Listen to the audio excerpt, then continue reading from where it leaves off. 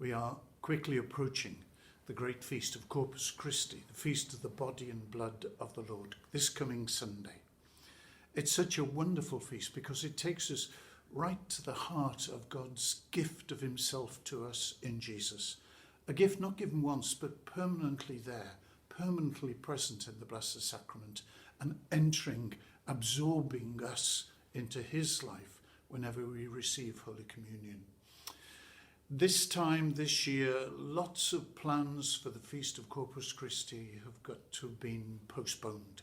But that's true of many, many plans for people celebrating the sacraments, getting married, all the difficulties that we've been living with in these last 10, 11 weeks. So difficult, so difficult. But one thing has come out of it, at least in my perception, is that there's been refreshed in us this hunger for the Eucharist. It's awful not to be able to receive the Eucharist for so long and not to be able to walk into a church and be in the presence of our Blessed Lord in the Blessed Sacrament has been a real deprivation. Now, thankfully, we will be able to visit our churches again from the 15th of June.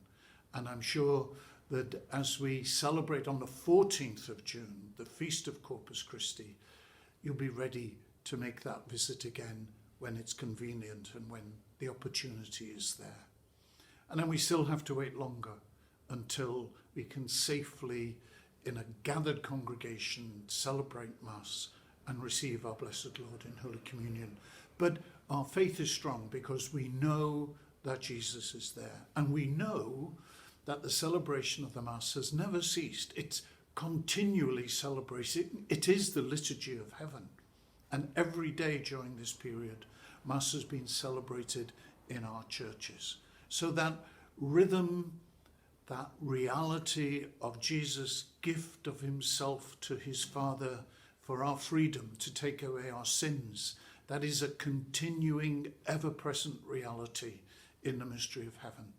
And it's been reflected here in the never-ending celebration of Mass day by day in our churches. So as we approach this great feast, I think particularly of our shrine of the Blessed Sacrament in the Church of Corpus Christi in Maiden Lane. And I know that in that shrine there will be the celebrations of this feast, even if they are limited and restricted to just those who are present.